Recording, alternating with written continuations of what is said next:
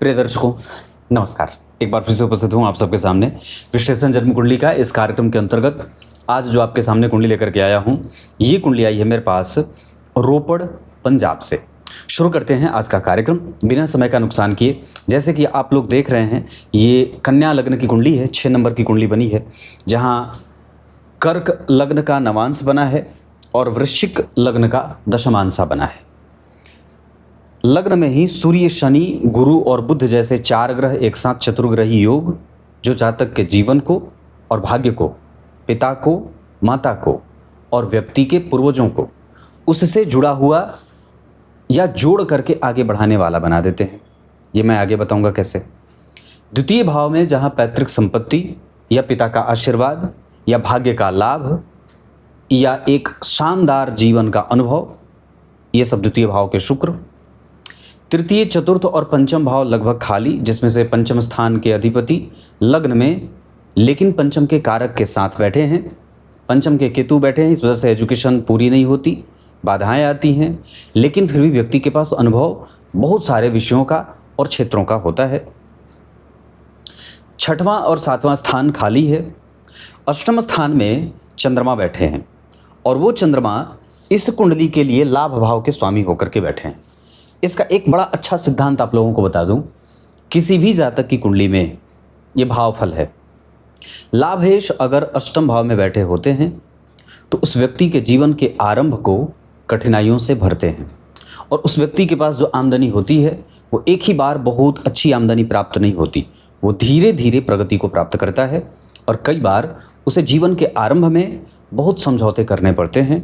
हर वो काम करना पड़ता है जहाँ से व्यक्ति को बहुत कठिनाई से मेहनत मिलती है या पैसे मिलते हैं।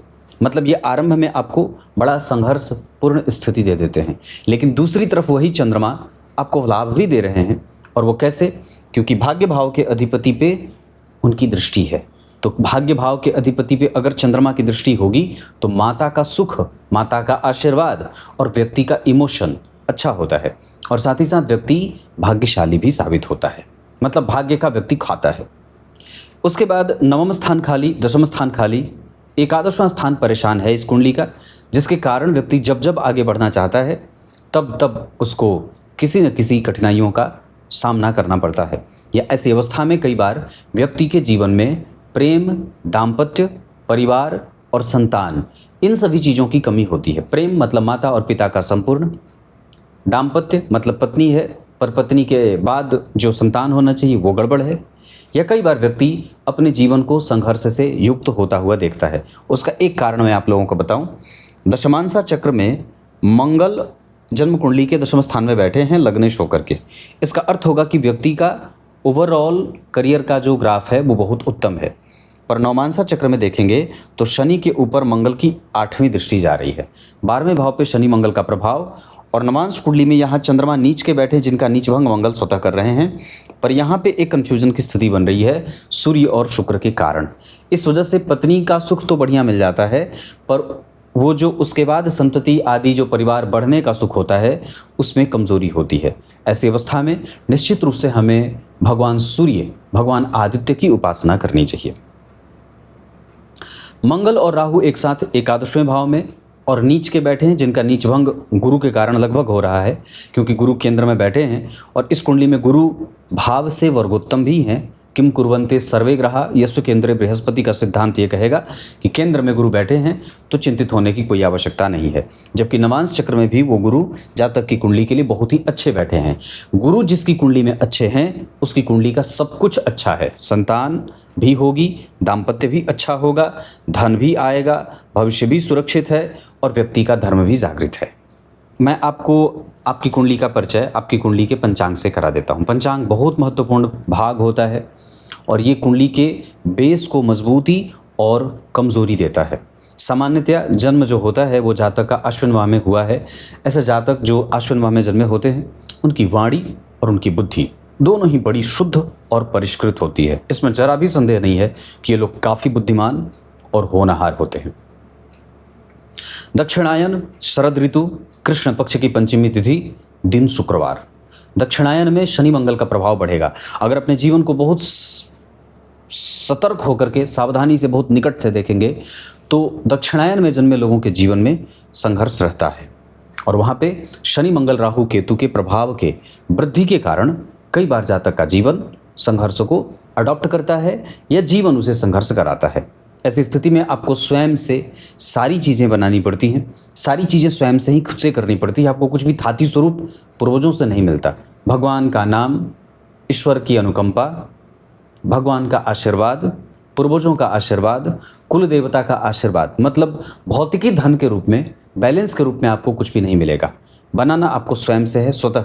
लेकिन हाँ, इसमें जो चीज़ें सबसे ज़्यादा काम करती हैं वो हमारे माता पिता का आशीर्वाद, जो ही भाग्य है। भाग्य कुछ और नहीं है, भाग्य अलग से किसी चिड़िया का नाम नहीं है। भाग्य सिर्फ आपके पूर्वजों का आपके ऊपर कितना आशीर्वाद रहा है वही भाग्य है। और जो महान मूर्ख आदमी भाग्य पे विश्वास नहीं करता वो कहीं ना कहीं भाग्य कुछ नहीं होता। भाग्य का जैसे कई बार आप लोगों को सामान्यतः लोगों को कहते हुए सुन लेंगे आप, तो इसका अर्थ है कि वो भाग्य को नहीं कोस रहा है, वो अपने पूर्वज यानी कि माता पिता, दादा दादी और अपने जो महान पूर्वज हैं उनके ऊपर वो संदेह व्यक्त कर रहा है ना। भाग्य अलग से कुछ नहीं है, सिर्फ आपके पूर्वजों का आशीर्वाद ही है। आपका सत्कर्म ही कल का सौभाग्य बनता है, आपका दुष्कर्म ही कल का दुर्भाग्य बनता है। और आपका जो सत्कर्म होता है वो आपके पूर्वजों के आशीर्वाद से ही होता है। आपके पूर्वज ही कुपित होते हैं तो आपको दुष्कर्म के मार्ग पर ले जाते हैं, वो कुपित होते हैं। और आपके पूर्वज ही संतुष्ट हैं, खुश हैं, प्रसन्न हैं, तो निश्चित रूप से वो आपकी बुद्धि को श्रेष्ठ और अच्छा बनाते हैं। हमारे यहाँ जब लोग कुंडलियाँ दिखाने आते हैं तो कहते हैं पंडित जी मेरा बच्चा बड़ा बिगड़ गया है, पंडित जी बड़ा इसको प्रगति नहीं मिल रही, हमारे यहाँ विवाह नहीं हो रहा, हमारे यहाँ संतान नहीं हो रही।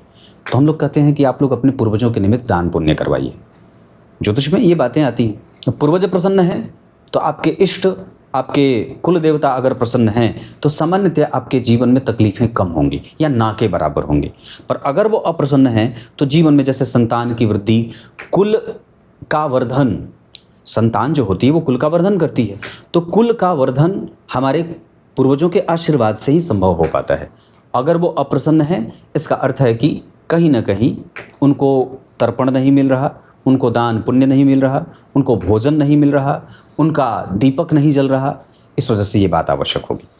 तो कृष्ण पक्ष के पंचमी तिथि के चंद्रमा शुभ ग्रह होते हैं, शुक्रवार को ही जन्मे हैं और शुक्र इस कुंडली के द्वितीय भाव में बैठे हैं, बलवान होकर बैठे हैं और वो व्यक्ति के जीवन में धन ला भी रहे हैं और धन जोड़ने से पहले उसको खर्च भी करवा रहे हैं। तो भगवान की बड़ी कृपा है कि कोई भी ऐसा काम नहीं होगा जो व्यक्ति को रोके या धन के कारण उसे वो काम रोकना पड़े। मतलब सारे काम बनते जाएंगे, सारी इच्छा पूर्ति होती जाएगी, सारे परिणाम मिलेंगे। पर हाँ, बचाने में थोड़ी दिक्कत होगी, हालांकि वहाँ पे जिम्मेदारियों का भाव रहेगा। भरणी नक्षत्र, अगस्त के वृक्ष की जड़ गले में धारण करना चाहिए। ओम भगाय नमः इस मंत्र का जप करना चाहिए। शरीर कांपे नहीं, बहुत जल्दी किसी पे विश्वास ना करें, घर में मांगलिक कृत्य होता रहे, मतलब पूजा पाठ का माहौल विकसित होता रहे। और इतना ही नहीं, परिवार के आपस के लोगों में एक सामंजस्य की वृत्ति बनी रहे, ये बात बहुत आवश्यक होगा। नहीं तो कई बार पिता जो है वो कमाते कमाते परेशान और घर के जो लोग हैं बाकी के सदस्य उनको उससे कोई परवाह ही नहीं है। तो घर की प्रगति अगर बाधित हो रही है तो कहीं ना कहीं मैं ये बात कहूँगा, ऐसा हमारे शास्त्रों में भी लिखा है कि हमें परिवार के प्रत्येक सदस्य को 10 मिनट, 5 मिनट, 20 मिनट के लिए एक जगह पे इकट्ठा होने की आवश्यकता है। और परिवार के किसी भी सदस्य को अपने परिवार के किसी सदस्य के से किसी भी प्रकार का कोई दोहरा भाव नहीं रखना है और किसी के प्रति भी कोई ऐसे बदलाव या बदले की भावना नहीं रखनी है। क्योंकि सामान्यतः जब वो व्यक्ति चला जाएगा जो आपकी ही चिंता से ग्रसित है, तो फिर विचार करके देखिए कि फिर वो दोबारा देखने वाला नहीं है। तो मेरे कहने का सीधा और सिंपल सा अर्थ ये है कि हम किस प्रकार की गलती की सज़ा अपने माता और पिता को देते हैं, उनसे बात नहीं करते, या अपने बच्चों को देते हैं, उनसे बात नहीं करते, या अपने पति को देते हैं जो उनसे बात नहीं करते। मतलब हमें 100% अपने उस संबंधों को मजबूत बनाने की पूरी कोशिश करनी चाहिए, क्योंकि सिद्धांत तो यही कहता है। तो मैंने ये जो बात कही नक्षत्र वाली, इस वजह से कई बार हार्मोनल डिसबैलेंस होता है, कई बार आँखों की समस्या, अतड़ियों की समस्या और अनियमितता होती है। इसके साथ साथ बहुत सारी समस्याएं देखने को मिल जाती हैं स्वास्थ्य में, जिसमें हार्मोन सबसे ज़्यादा। तो अगस्त के पेड़ की जड़ मैंने कही। उसके बाद अगर बात करते हैं तो हर्षण योग और क्षत्रिय वर्ण और मनुष्यगण। हर्षण योग है, ये बहुत बढ़िया होगा सामान्यतया, ठीक है। क्षत्रिय वर्ण और मनुष्यगण के कारण व्यक्ति के जीवन में आगे बढ़ने की ललक और महत्वाकांक्षा की पूर्ति का भाव, पर व्यक्ति ढिमलिया खा रहा है, मतलब वो लटपट हो रहा है, उसके जीवन में संघर्ष है, ब्रेकर है। और वो ब्रेकर क्यों है? उसका कारण है क्योंकि जन्म कुंडली के जो पंचम भाव की स्थिति है, या बहुत सारे ग्रह जो हैं वो अकेले या एकांत बहुत सारे ग्रह एक साथ बैठ गए हैं। तृतीय, चतुर्थ, पंचम, छठम, सातवां, आठवां, सब खाली। बहुत सारे ग्रहों का बैठना अलग अलग भावों में अच्छा माना जाता है, पर अगर बहुत सारे ग्रह एक ही घर में हो जाएं तो वो कई बार व्यक्ति के जीवन में ऐसे संघर्ष उत्पन्न कर देते हैं जो उसको क्विट करने को विवश कर देते हैं, या कई बार वो व्यक्ति हार मान जाता है, थक जाता है, बड़ा दौड़ना भागना पड़ता है उसको। तो ये जो स्थिति होती है वो कहीं ना कहीं संघर्ष की स्थिति उत्पन्न कर देती है। तो लग्न में जब बहुत सारे ग्रहों का प्रभाव पड़ जाता है तो कई बार आपको ऋणी बना देता है, कई बार आपको जिम्मेदारी बहुत ज़्यादा निभानी पड़ती है, और कई बार आपके जीवन में संघर्ष प्रायः रहता है। हालांकि एक तरफा कई बार अच्छा भी होता है, पर थोड़ा कम। आपकी कुंडली में सबसे अच्छी बात है कृष्ण पक्ष के पंचमी तिथि के चंद्रमा, जो शुभग्रह हैं, जो आपको सदैव नियमित बनाएंगे और बड़े ही बलवान मानसिकता का बनाएंगे। यहाँ व्यक्ति की बुद्धि बड़ी श्रेष्ठ और बेहतरीन होती है, मैं उसकी प्रशंसा कर सकता हूँ। सीधा इस कुंडली पे मैं आपको इधर उधर की बात ना करके कुंडली में बनने वाले विभिन्न प्रकार के धन योगों की चर्चा करूँगा। पहले हम ये जानेंगे इनकी कुंडली में कि एक भाव के स्वामी का किसी दूसरे भाव में बैठना आपकी कुंडली को कैसे धनवान बनाता है। तो सबसे पहले बात करेंगे लग्न के अधिपति का लग्न में बैठना। ये सबसे अच्छी और ऊंची बात होती है कि आपका लग्नेश आपके बल की वृद्धि कर रहे हैं। जहाँ बल किसकी वृद्धि होगी तो आपका ध्येय ऊंचा है, आपका मन बढ़िया है, आपकी बुद्धि अच्छी है, आपका स्वास्थ्य अच्छा है, आपकी दिनचर्या अच्छी है, आपकी आयु अच्छी है, आपका व्यक्तित्व, आपका दर्शन, आपका दृष्टिकोण, और ये अपने आप में धन होता है। व्यक्तित्व का विकास करना और व्यक्तित्व का समुचित होना ये धन ही तो है। आप अपने बुरे विचारों से प्रभावित होकर के अपने हाथ में आए हुए सुंदर और मनोहर अवसरों का परित्याग कर देते हैं, या त्याग कर देते हैं, या उसे अच्छा या भला बुरा कह के उसे यूं ही छोड़ देते हैं या जाने देते हैं, तो ये आपके धन की हानि ही होती है। आपका स्वास्थ्य आपके धन को जहाँ मजबूती देता है वहीं आपके धन को रोकता भी है, और आपके धन को सही दिशा में लगाने की बुद्धि भी देता है।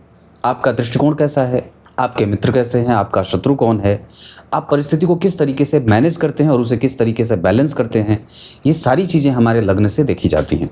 किसी भी व्यक्ति की कुंडली का लग्न अगर कमज़ोर है, चिंतित है, हतप्रभ है, परेशान है, नीच है, पीड़ित है, दूषित है, अस्त है और पापकर्त्री में है, तो इतने सारे दोषों के प्रभाव के कारण उस जातक की कुंडली का लग्नेश या लग्न जब परेशान हो जाएंगे तो उसके जीवन को एक सूत्र में बांधना, या फिर ये कह सकते हैं कि फूल तो हैं पर वो वृक्ष के डलों पे हैं, उनको तब तक आप माला नहीं बना सकते जब तक उन्हें आप तोड़ेंगे नहीं और उन्हें एक धागे में गुंफित नहीं करेंगे। इसका सीधा अर्थ है कि अगर जिस व्यक्ति की कुंडली का लग्न और लग्नेश बलवान है, उस व्यक्ति के जीवन को सही दिशा मिलती है, सही आकृति मिलती है, यानी कि एक अच्छी बात हो जाती है, और ये सामान्यतया उस जातक को हमेशा ही मजबूती देती है, आगे बढ़ने में उसे सहायता मिल जाती है।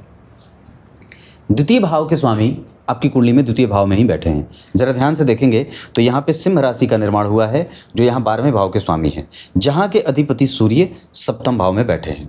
सप्तम भाव के स्वामी लग्न में बैठ करके वापस सप्तम भाव को देख रहे हैं। द्वितीय भाव और सप्तम भाव को मैंने क्यों जोड़ा है, यहाँ पे भी सप्तम भाव के स्वामी जो हैं वो अपने भाव से 10 घर आगे, और धन भाव के स्वामी जरा ध्यान से देखेंगे तो कहाँ बैठे हैं, धन भाव में ही बैठे हैं। जब कभी भी आप सप्तम भाव का विचार करें या द्वितीय भाव का विचार करते हैं तो उससे और उससे संबंधित विचार जो 6वें भाव का होता है या 7वें भाव का होता है, क्योंकि यहाँ से ये 6ठा भाव है, यहाँ से ये 6ठा भाव है, यहाँ से ये 6ठा भाव है। धन कमाने में कितनी चुनौतियों का सामना आपको करना पड़ेगा, ये जन्म कुंडली का 7वां भाव ही बताता है। इस हिसाब से अगर जन्म कुंडली के द्वितीय भाव का संबंध सप्तम भाव से बन रहा होगा तो आपके जीवन में परेशानी कम आएगी, या ये कह सकते हैं कि आपके पास एक बेहतर मैदान मिला है जिस पे आप आसानी से अपनी गाड़ी धन की दौड़ा सकते हैं। अगर वो कहीं इधर उधर भटक रहा है, परेशान है, तो निश्चित रूप से आपको व्यापार में भी आपकी दिनचर्या में भी, आपके पास जो वातावरण बनना चाहिए, जो आपका परिवेश है, वो गड़बड़ होता है। इसका अर्थ होगा कि यहाँ पे द्वितीय भाव के स्वामी द्वितीय भाव में बैठे हैं और सामान्यतः सप्तमेश सप्तम को देख रहे हैं। मतलब धन कमाने के लिए जो संघर्ष व्यक्ति झेल रहा है वो उसका अपना संघर्ष है, और जो वो सफलता अर्जित कर रहा है वो उसके पूर्वजों का आशीर्वाद है। इसमें काफ़ी हद तक मैं ये बात भी कहूँगा, क्योंकि यहाँ इस कुंडली में भाग्य भाव के स्वामी स्वग्रही हुए हैं तो भाग्य का बल बढ़ेगा। एक सिद्धांत जो यहाँ पे सामान्यतया लागू होगा कि धन भाव के स्वामी जब कभी भी द्वितीय भाव में बैठते हैं तो धन से संबंधित चिंताएं देते हैं। हालांकि यहाँ पे भाग्य भाव के स्वामी अगर द्वितीय भाव में बैठेंगे तो भाग्य की चिंता देते हैं। तो सामान्यतः जो संघर्ष मिला है या जो कभी कभी छोटे मोटे नुकसान हुए हैं वो इस कारण से हुए हैं क्योंकि भाग्य भाव का स्वामी अपने भाव से छठवें घर में बैठा है। लेकिन जो सफलता मिली है वो सप्तम भाव और नवम भाव, इन दोनों ही भावों पे देवगुरु बृहस्पति की दृष्टि के कारण मिली है, और दूसरा भाग्य भाव के स्वामी के ऊपर चंद्रमा की दृष्टि के कारण मिली है। ये अपने आप में एक बहुत अच्छी बात है। फिलहाल मैं यहाँ पे इस बात को और भी ज़्यादा मजबूती से कहूँगा कि धन भाव के स्वामी का धन भाव में बैठना जातक के पैतृक संपत्ति के साथ उसके दृष्टिकोण, उसके विचार, उसकी बुद्धि, उसका इनिशियल एजुकेशन, उसका परिणाम, उसके रिसर्च और उसके व्यवहार को कुशलता पूर्वक मजबूती देने में सहायक होते हैं। इसका अर्थ होगा कि जातक की कुंडली का द्वितीय भाव भी सुरक्षित है। अभी नक्षत्र आगे बताऊंगा। तृतीय भाव के स्वामी का एकादशवें भाव में राहु के साथ बैठना, छोटे भाई बहनों के साथ संघर्ष, और कई बार व्यक्ति को जीवन के आरंभ में उसे कई बार बहुत छोटे छोटे काम करने पड़ते हैं या करने की स्थिति बनाते हैं, क्योंकि आपका पराक्रम एक बार में ही आपको सफलता नहीं देने वाला है। वो आपसे बहुत छोटे छोटे काम करवाएगा, बहुत छोटी छोटी असफलताएं भी देगा और बाद में चल करके आपको वो सफल बनाएगा। तीसरे भाव से सिर्फ भाई का विचार नहीं किया जाता है, अपितु आप वहाँ से ये भी देखते हैं कि आपके जीवन की सफलता में आपकी असफलता की कितनी सहायता मिली है। असफलता भी सहायक ही होती है हमें सफल बनाने में। आप पराक्रम एक ही बार में कर रहे हैं और उस पराक्रम का परिणाम आपको एक ही बार में मिल गया, ये तो सामान्यतः बहुत अच्छी बात हो जाएगी। लेकिन आप जो पराक्रम कर रहे हैं वो पराक्रम आप कितनी सही दिशा में कर रहे हैं और किस लिए कर रहे हैं, ये तृतीय भाव ही आपका निर्धारण करता है। तो जिस भी व्यक्ति की कुंडली में तृतीय भाव के साथ अगर राहु बैठेंगे या तृतीय भाव के स्वामी के साथ अगर राहु बैठ रहे हैं तो वो दो नेचर पैदा करेंगे। एक कन्फ्यूज़न, मतलब व्यक्ति को पराक्रम करना पड़ेगा, और दूसरा वो ये कि व्यक्ति मेहनती होगा। ये दोनों अलग अलग बातें हैं। आप मेहनती इसलिए हैं क्योंकि आपके तीसरे भाव से राहु का संबंध बन रहा है, और आपको आपके जीवन ने मेहनत इसलिए कराया क्योंकि तीसरे भाव से राहु का संबंध बन रहा था। इस कारण से, और वो भी नीच के बैठे थे, तो आपको आपका जो पराक्रम मिला है और आपको जो आपका परिणाम मिला है वो एक ही बार में नहीं मिला है, वो भटक करके थोड़ी दूर चलने के बाद विसंगतियों के साथ मिला है। चतुर्थ स्थान के अधिपति का लग्न में बैठना, सप्तम स्थान के अधिपति का लग्न में बैठना बहुत अच्छी बात होगी मेरे हिसाब से, और वो ये क्योंकि केंद्र के स्वामी हैं, केंद्र में बैठे हैं, और सामान्यतः उनके जितने भी दुर्गुण होंगे वो सारे समाप्त हो जाएंगे। और एक अच्छी बात ये होगी कि इन दोनों भावों के स्वामी होकर के अगर वो केंद्र में बैठे हैं तो अपने भाव से चौथे, अपने भाव से 10वें और अपने भाव से 7वें कोई भी ग्रह अगर बैठता है तो काफ़ी हद तक जातक के जीवन को जोड़ने वाला बनाता है। मतलब अब वहाँ पे आपके जीवन में संघर्ष नहीं के बराबर होता है, या ये कह सकते हैं कि उसकी दशा काल में जातक निरंतर प्रगति को प्राप्त करता है, जैसे कि अभी जस्ट गुरु की दशा 2025 के फरवरी से आई है। इसका सीधा और स्पष्ट उत्तर ये निकलेगा कि गुरु जो आपकी कुंडली के चौथे और 7वें भाव के स्वामी हैं, लग्न में बैठे हैं, दशम भाव के साथ बैठे हैं, पंचम भाव के साथ बैठे हैं और साथ ही साथ 12वें भाव के साथ बैठे हैं। तो 12वें भाव के साथ बैठे हैं तो इसका अर्थ होगा कि व्यक्ति का व्यय कभी भी गड़बड़ नहीं होगा, क्योंकि 12वें भाव के स्वामी जब कभी भी लग्न में बैठते हैं और वो कहीं ना कहीं अगर शुभ ग्रह के साथ या अच्छे भावों के स्वामी के साथ अगर उनकी युति हो रही है तो व्यक्ति का धन सही जगह पे खर्च होता है। हाँ, पर मेडिकली व्यक्ति को पैसे नुकसान होते देखे गए हैं। ये आपकी कुंडली का सप्तम भाव है। अब दूसरा एक बात और भी होगा यहाँ पे कि अगर ये ग्रह यहीं बैठ जाते तो ये नुकसान और मारक हो जाते, फिर ये गुरु आपके लिए नुकसानदायक हो जाते। यहाँ पे जबकि वो बैठे हैं भाव से वर्गोत्तम और उच्च के होने के कारण यहाँ भी वो आपके दाम्पत्य को एक अच्छी नेचर दे रहे हैं और उसे काफ़ी समझदार और व्यवस्थित मानसिकता का बना रहे हैं। थोड़ा बहुत जो स्वास्थ्य में कभी कभी कन्फ्यूजन पैदा होता है और जो कभी कभी उनके लिए आपको पैसे नुकसान उठाने पड़ते हैं, वो इस सूर्य और इस शुक्र के कारण होता है। क्योंकि यहाँ पे ये दोनों ही ग्रह, क्योंकि द्वितीय भाव में राहु बैठ गए हैं, मारक हो गए, और द्वितीय का सप्तम भाव में बैठना भी कहीं ना कहीं रोग देने वाला होता है, क्योंकि रोगेश भी तो होकर के लग्न को देख रहे हैं। इस कारण से कई बार पत्नी को रुग्णता या पेट से संबंधित समस्याएं देखने को मिलती हैं। पंचम स्थान के साथ साथ छठवें स्थान के स्वामी होते हैं शनिदेव। वो अगर लग्न में बैठे हैं तो व्यक्ति को नौकरी ज़्यादा अच्छी रहती है। सामान्यतया वो चाहे तो छोटा मोटा व्यापार साइड बिजनेस के तौर पे कर सकता है, वो भी पत्नी के नाम पे या पत्नी को आगे करके। उसके बाद अगर मैं बात करता हूँ तो पंचमेश का लग्न में बैठना व्यक्ति को बुद्धिमान, तेजस्वी, यशस्वी, ज्ञानी, सुखी और कृतज्ञ बनाता है। जबकि ये धन योग अपने आप में ही बहुत बेहतरीन योग होता है। तो मैं कोई ज़रूरी नहीं है कि लग्न द्वितीय, तृतीय और चतुर्थ और पंचम भाव तक आ गया और एक बार भी धन नहीं बोला तो आपको वो धन नहीं है, पर निश्चित रूप से वो उसके अतिरिक्त जितने भी अच्छे परिणाम हैं वो सब आपके धन को जोड़ने वाले ही बन रहे हैं। जैसे सामान्यतः अगर मैं इसको ऐसे डायरेक्ट पॉइंट पर बात करूँ तो धन भाव के स्वामी का धन में बैठना धन भाव होता है। पराक्रम भाव के स्वामी का एकादशवें भाव में बैठना भी देर से पर धन जरूर देता है। पंचम भाव और सप्तम भाव के स्वामी का लग्न भाव में बैठना भी धन ही योग होता है, सुख योग होता है। पंचम के साथ साथ छठवें भाव के स्वामी का जन्म कुंडली के लग्न में बैठना परिस्थिति के बिगड़ने का एक समय निर्धारण होता है, पर व्यक्ति फिर भी विवेकवान बना रहता है। सप्तम भाव के स्वामी का लग्न में बैठ करके सप्तम को देखना पत्नी के लिए या पत्नी की तरफ से या पत्नी के द्वारा व्यक्ति को धन की प्राप्ति होती है। अब यहाँ से आगे बढ़ते हैं। सप्तम भाव तक मैंने चर्चा की कि सप्तमेश का सप्तम भाव को देखना व्यक्ति के व्यापार और उसकी दिनचर्या को काफ़ी अच्छे तरीके से रेगुलेट करते हैं और उस जातक के जीवन को संघर्षों से आगे बढ़ने में सहायता भी करते हैं।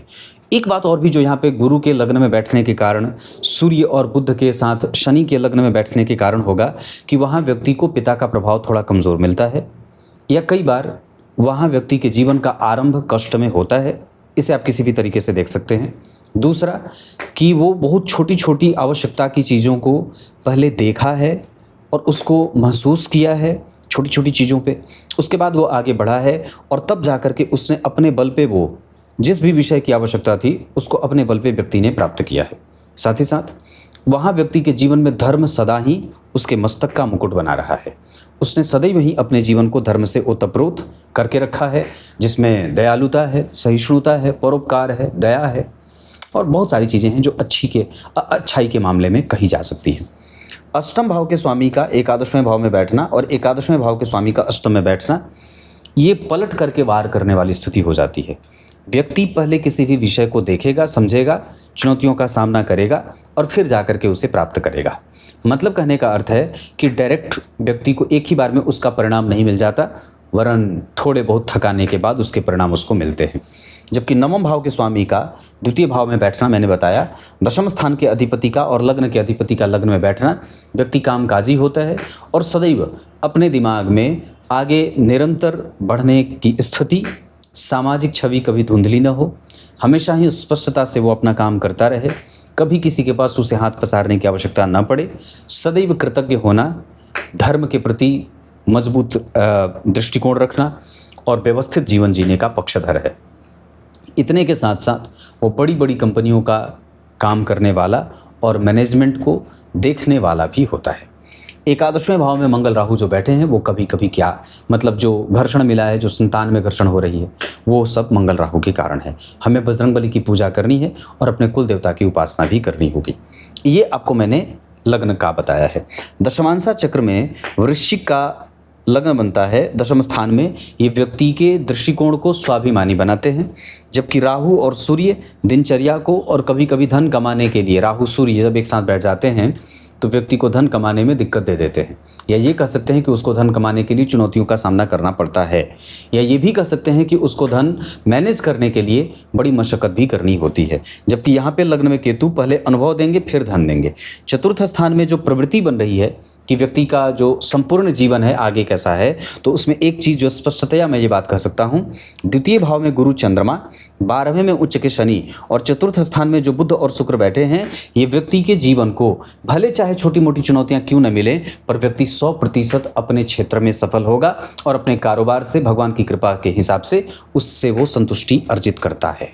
इसमें जरा भी संदेह नहीं है कि जातक का करियर आगे गुरु और शनि दोनों ही दशाओं में लाभप्रद रहने वाली है।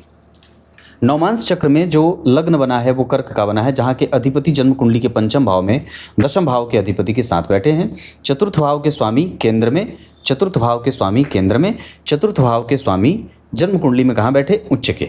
इसका अर्थ होगा कि आपका चतुर्थ भाव पीड़ित नहीं है। जिस व्यक्ति की कुंडली का चतुर्थ भाव पीड़ित नहीं है, बहुत मजबूत बना है या शुद्ध बना है, तो कह सकते हैं कि उसके जीवन का जो संघर्ष है वो लगभग समाप्त होगा और जीवन में जो आगे आने वाली स्थिति बन रही है वो उसके पक्ष के लिए ही खड़ी रहेगी। जरा ध्यान से देखेंगे तो नवम, दशम, एकादशवां और 12वां ये भाव लगभग 3 क्षेत्र खाली हैं। एकादशवां भाव कमज़ोर हो रहा है क्योंकि यहाँ पे मंगल और राहु बैठे हैं। तो हमें बेसिकली जो ऋण मिला है या जो हमारे ऊपर जिम्मेदारियों का बोझ है वो इसी मंगल और राहु के कारण है, और जो हम जीतेंगे वो इस कुंडली के द्वितीय भाव के शुक्र और लग्न में गुरु, सूर्य, बुध और शनि के कारण जीतेंगे। जो हमारे एजुकेशन में बाधाएं आई हैं वो पंचम भाव के केतु के कारण आई हैं, लेकिन जो हमारी विद्वता रही, जो हमारा एक्सपीरियंस रहा, जो हम विभिन्न क्षेत्रों में काम करते रहे, वो गुरु और शनि के कारण रहे। हमारा करियर आगे क्यों उज्जवल है, क्यों उसमें कोई बहुत ज़्यादा उतार चढ़ाव नहीं है, सामान्यतया क्योंकि यहाँ पे बुध और शुक्र बैठे हैं। लग्न के अधिपति अगर दशम भाव में नहीं बैठे होते, यहाँ गुरु और चंद्रमा अगर नहीं बैठे होते, तो कुंडली का नेचर कमज़ोर होता और जातक के जीवन को और भी ज़्यादा संघर्षों के साथ जीवन को आगे बढ़ाना होता। पर अब आप पीछे नहीं आएंगे, निरंतर आगे ही बढ़ेंगे। चंद्रमा के साथ विभिन्न ग्रहों की स्थिति के बारे में चर्चा कर देता हूँ। चंद्रमा जन्म कुंडली में चंद्रमा से चौथे घर में मंगल बैठे हैं, जो आपको जब कभी भी आपको ऐसा लगता है कि अब मैं यहाँ पे प्रसन्न हो जाऊँगा, मुझे ये चीज़ मिल जाएगी, अब मेरी खुशी बहुत नज़दीक है, तो वैसे ही जैसे ही आप उस प्रसन्नता के, उस माहौल के निकट जाते हैं, वैसे ही गड़बड़ी शुरू हो जाती है। तो ये जो संघर्ष मिला है वो चंद्रमा के चौथे घर के मंगल के नीच होने के कारण मिला है। हालांकि एक बात और है कि परिस्थिति ने आपको सामने से चीज़ें दिखाई हैं, उसके बाद आपसे छीनी है और वापस घुमा करके एक वक्त पे आने के बाद आपके सामने वो चीज़ प्रस्तुत करती है। तो ऐसा चंद्रमा और मंगल के कारण हुआ था। बाकी चंद्रमा से छठवें घर में मंगल, बुध जो बैठे हैं, वो आपको साहस, बल, धैर्य और ब्राह्मणों का पूजक बनाते हैं। उसी चंद्रमा से 6 घर आगे जो गुरु बैठे हैं वो आपको जिद्दी बनाते हैं। उसी चंद्रमा से 6 घर आगे जो शनि बैठे हैं वो आपको नियमित और अनुशासित बनाते हैं। उसी चंद्रमा से जो 6 घर आगे सूर्य बैठे हैं वो आपको समझदार, ज्ञानी, बुद्धिमान और अपने बुद्धि का 100% सही से इस्तेमाल करने वाला बनाते हैं। छोटे मोटे संघर्ष पिता के कारण या पिता को देते हैं। वहीं चंद्रमा से 7वें घर में शुक्र आपका दाम्पत्य, आपका बेहतर जीवन, आपका सुख, आपकी सुविधाएं और आपकी सांसारिकता मजबूत बनाते हैं। जबकि उसी चंद्रमा से 10 घर आगे केतु आपके करियर को कई बार कंफ्यूज या छोटे मोटे कामों से आगे बढ़ाने वाले बना देते हैं। नक्षत्र के हिसाब से सबसे पहले सूर्य उत्तरा फाल्गुनी नक्षत्र में, इस हिसाब से उन्होंने आपको वैयक्तिक रूप से मजबूत और श्रेष्ठ बनाया है। जबकि चंद्रमा आपकी कुंडली में आपको सुखी, व्यवहारिक और दूसरों के लिए भाग्यशाली साबित होने वाला बना रहे हैं। मंगल आपकी कुंडली में जिस स्थिति में बैठे हैं उसके आधार पर आपके जीवन में कभी कभी धन को व्यय में ले जाने की स्थिति, गलत निर्णय में ले जाने का काम या आलस्य का प्रभाव या कई बार बहुत जल्दबाजीपन की प्रवृत्ति भी दिला देते हैं। निर्णय लेने में कमजोरी, किसी को पहचान नहीं पाना, सही और गलत क्या है इसका भेद समझ में ना आए, इस तरीके से मंगल की दशा में व्यक्ति को गलत निर्णय से बचना चाहिए। जबकि बुधदेव आपकी कुंडली में आपको क्रिएटिव बना रहे हैं, बहुत सारा काम करने वाला बना रहे हैं, किसी से भी मैत्री कर लेने की बुद्धि ये मंगल बुध ही दे रहे हैं। उसके बाद अपने आप को कम्युनिकेटिव बनाना, लोगों से मैत्रीपूर्ण व्यवहार करना, अपनी वाणी को लेकर के बड़ा सजग और बेहतरीन इंसान बनने की होड़ में आगे बढ़ना, ये सब बुधदेव आपको दे रहे हैं। कृतज्ञता जो आपके अंदर आई है वो बुध के नक्षत्र के कारण आई है। देवगुरु बृहस्पति आपको इमोशनल और काफ़ी हद तक आपको यशस्वी बना रहे हैं। इतना ही नहीं, आपको भाग्यशाली भी बना रहे हैं। शुक्रदेव आपकी कुंडली में सुंदर, बेहतरीन, मानवोचित सारे कर्म करने वाला, अनुभवी, ज्ञानी और बृहद आकार का बेहतरीन इंसान बनाते हैं। जबकि शनिदेव आपको अनुशासित, आलसी दोनों ही बना रहे हैं। एक जगह अनुशासित, दूसरी तरफ आलस्य, क्योंकि ये शनि का दोनों प्रभाव होगा। लग्न में बैठेंगे तो आपको कर्तव्य पथ से जोड़ करके रखने वाले होते हैं। लेकिन शनि चूंकि मंदगामी ग्रह होते हैं और चूंकि दोनों ही प्रभाव शनि और गुरु का जब लग्न में हो जाएगा तो व्यक्ति का जो प्रभाव है वो खुल करके थोड़ा समय पर आने में समय लेता है।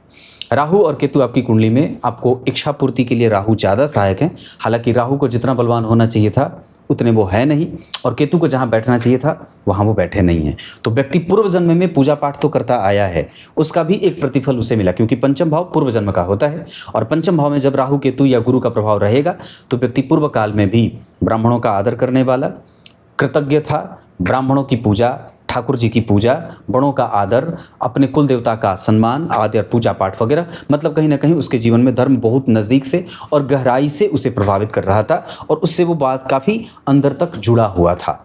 और यही चीज़ है कि उसी चीज़ के चक्कर में व्यक्ति अभी तक उस चीज़ को पूरा करने के लिए आया है और यही जीवन का उद्देश्य भी है। लग्न के अधिपति लग्न में बैठे, इसका अर्थ है कि आपको बहुत ज़्यादा मेहनत अपने ऊपर नहीं करना है। समाज के लोग आपका लाभ उठा सकते हैं, इस वजह से उनके हाथों कभी भी आपको नुकसान ना हो। अपने आप को इस लेवल पर तब तो बनाना ही होगा। इतनी सारी चीज़ें। अब कुंडली की कुछ बेसिक बात बता देता हूँ। व्यक्तित्व तो ठीक है, हमें और भी ज़्यादा अपने आप को शांत होना है, कन्फ्यूज़ नहीं होना है। प्रेशर में आकर के हमें कोई भी काम गलत नहीं करना है। ऐसा मैं इसलिए कह रहा हूँ क्योंकि केतु और मंगल राहु का प्रभाव है और चंद्रमा अष्टम में बैठे हैं। इसके अतिरिक्त हमें पैतृक संपत्ति से कुछ भी नहीं मिलेगा आशीर्वाद के सिवाय, और हम पैतृक संपत्ति को बढ़ाने वाले ही होंगे। और इस बात की मैं 2000% गारंटी दे सकता हूँ कि व्यक्ति पैतृक संपत्ति को घटाएगा नहीं बल्कि बढ़ाएगा ही। मेहनत हम और कर सकते हैं, हमें और भी ज़्यादा क्रिएटिव होने की आवश्यकता है। हम अपनी संपत्ति अपने नाम पे ना करके अपनी पत्नी और अपने बच्चों के नाम पे करेंगे। इसके अतिरिक्त हम क्रिएटिव और भी होंगे, हम अपनी बुद्धि को और भी ज़्यादा शांत रखेंगे, हम अपने पेट का विशेष ख्याल रखेंगे और साथ ही साथ बहुत ज़्यादा किसी से इमोशनल अटैच्ड नहीं होंगे। इसके साथ साथ हम नौकरी ज़्यादा बढ़िया रहेगा कि हम नौकरी करें। व्यापार के योग इस कुंडली में सामान्यतः छोटा है। इस कुंडली में हमें रिसर्च और अपने फोकस को और भी ज़्यादा बढ़ाने की आवश्यकता, नियमित दिनचर्या का पालन, सूर्य को अर्घ, सूर्य नमस्कार, आदित्य हृदय, विष्णु सहस्त्रनाम और राम रक्षा स्तोत्र, इन सब का पाठ आपके जीवन को बहुत ऊंचाइयां देने वाले बनेंगे। इसके अतिरिक्त इस कुंडली में गुरु दीक्षा से युक्त अपने आप को करना होगा। तत्काल प्रभाव से एक गुरु का रत्न पुखराज भी धारण किया जा सकता है, जो कि 100% आपके लिए लाभदायक होगा। इसके साथ साथ आपकी कुंडली में आपका सामाजिक प्रभाव बहुत बढ़िया है। सामाजिक छवि आपकी कभी भी कमज़ोर नहीं होगी। व्यक्ति खानदानी है और निश्चित रूप से उसके खानदान का नाम वो रोशन करने वाला ही है, जबकि हमारे पास महत्वाकांक्षा बड़ी अच्छी है और हम उसे प्राप्त भी करेंगे छोटे मोटे संघर्षों के साथ। साथ ही साथ हम ऋण में ना जाएं, इसका हमें पूरा ध्यान रखना होगा। हम किसी को भी पैसे दें तो बहुत सोच समझ करके दें, और किसी भी तरीके से एडवेंचर करने से पहले हमें 10 बार विचार करना होगा। मज्जा कमज़ोर ना हो, हड्डी कमज़ोर ना हो, निर्णय कमज़ोर ना हो, जल्दबाजीपन की प्रक्रिया के कारण हमारा नुकसान ना हो, बड़े छोटे भाई बहनों का षड्यंत्र हमें नुकसान ना करे। इन सभी विषयों का ध्यान रखना होगा। मकर के साथ वृष राशि के जातकों से मैत्री कर सकते हैं, जबकि वृश्चिक, मीन और कर्क राशि के जातकों से शत्रुता बिल्कुल ना करें। धन कमाने के लिए आपकी कुंडली दक्षिण और पूर्व दिशा में जा सकती है। इस कुंडली का दाम्पत्य ठीक है, वैसे मैं इसे कमज़ोर नहीं कहूँगा। चंद्रमा लग्न कुंडली में मेष राशि में, नवांश कुंडली में वृश्चिक राशि में बैठे हैं, इस वजह से उनकी दशा काल में भी या कई बार केतु की दशा काल में स्वास्थ्य से संबंधित समस्या आपको परेशान करेगी। हालांकि अभी गुरु की दशा चल रही है, उस गुरु की महादशा में राहु का अंतर जो 2038 में आएगा और उस गुरु की महादशा में चंद्रमा का अंतर जो 2036 में आएगा, हमें सावधान रहना होगा। बाकी वैसे अभी 2027 के मार्च से लेकर के और 2029 के अक्टूबर तक हमें बहुत ज़्यादा अपने आप को अनुशासित और काम को लगातार करने की आवश्यकता। इस बीच में कोई भी काम बदलाव न किया जाए तो ज़्यादा बढ़िया रहेगा। 2032 के जनवरी से लेकर के 2032 के दिसंबर तक हमें अनुभवों को सीखने की आवश्यकता या समझने की आवश्यकता या अनुभवों को स्वीकार करने की आवश्यकता है। इस कुंडली में सबसे बेहतरीन जो स्थिति बनेगी वो 2032 के दिसंबर से 35 के अगस्त तक, जबकि उसके बाद 35-36 तक बहुत अच्छा है, इधर से कोई गड़बड़ी नहीं है। सावधानी आपको सबसे ज़्यादा 2038 से लेकर के 2041 के फरवरी तक रखने की आवश्यकता है। दिन इस कुंडली के लिए बुधवार और गुरुवार का बहुत अच्छा रहेगा। रत्न आप गुरु का रत्न पुखराज सदैव धारण कर सकते हैं। काम ऑटोमोबाइल सेक्टर, जमीन, कपड़े और खाने पीने का काम, ड्राई फ्रूट वगैरह बहुत अच्छा रहेगा। आपकी कुंडली सदैव 100% दशमांश चक्र के आधार पर बहुत व्यवस्थित बनी है, हमें घबराने की कोई आवश्यकता नहीं है। शुक्र की महादशा में मंगल का अंतर या शुक्र की अंतरदशा में मंगल का अंतर या चंद्रमा की महादशा में राहु का अंतर या चंद्रमा की अंतरदशा प्रत्यंतर दशा में बुध या शनि का अंतर हमें परेशान कर सकता है। शनि की महादशा में चंद्रमा का अंतर, शनि की महादशा में केतु का अंतर, शनि की महादशा में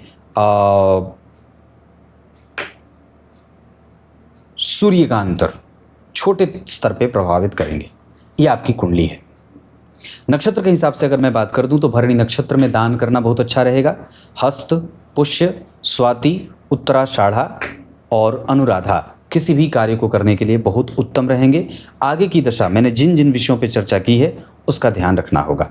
ओम भगाय नमः इस मंत्र का जप करना होगा। क्लियर है। विभिन्न वर्ग चार्ट के आधार पर अगर मैं आपका ध्यान लेके आ जाऊं, संतान का सुख आपकी कुंडली में 100% है।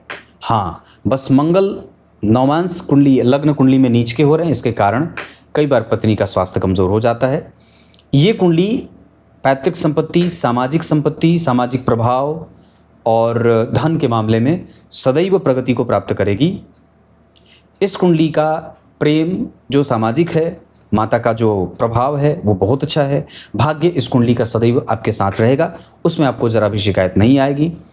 भाई बहनों के मामले में ये कुंडली आपके कारोबार के लिए उनका सहयोग मिल सकता है, पर वैसे इमोशनल थोड़ा कम सा है।